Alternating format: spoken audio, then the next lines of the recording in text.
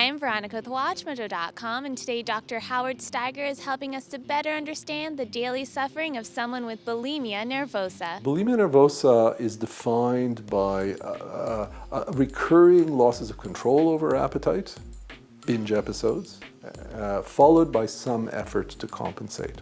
So you have binges, after which the person will purge through vomiting. People sometimes try to use laxatives to keep their weight down, even though it doesn't work at all. Compulsive exercising as a way of burning off calories, fasting, all kinds of.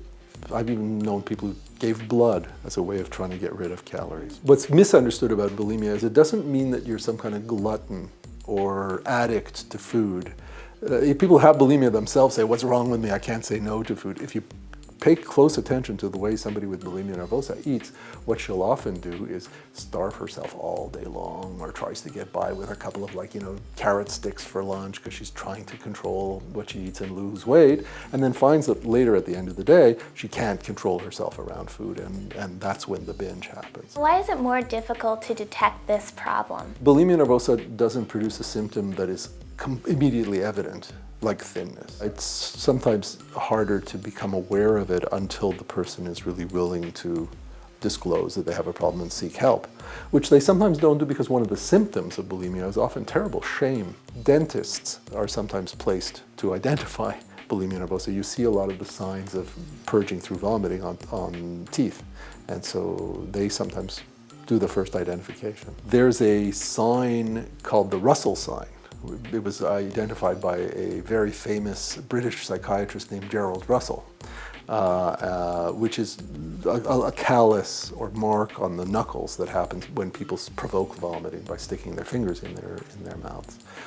So yeah, that's one mark that shows up, but it's kind of rare and it's not common unless somebody's really purging at a very high frequency. Is there something parents can do to help kids have a better relationship with food? One thing is, you can't teach your children anything that you don't, or give your children anything that you don't have yourself.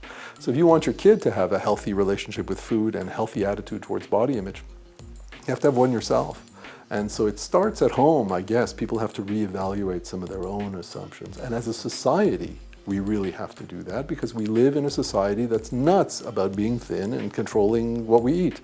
So that the majority of people in our society aren't comfortable around those things. Does this affect only women? Bulimia nervosa happens more in women. You're probably talking about 10 times as commonly in women, although all the indications we have are that if bulimia is becoming more prevalent in any group, it's in males. So boys and men are developing more and more of this problem.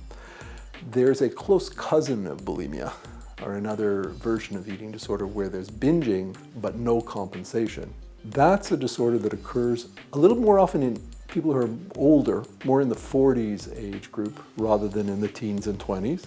And it also happens a little more equally in men, maybe 2 guys for every 3 women. Well, thank you. It was great having you. You're welcome.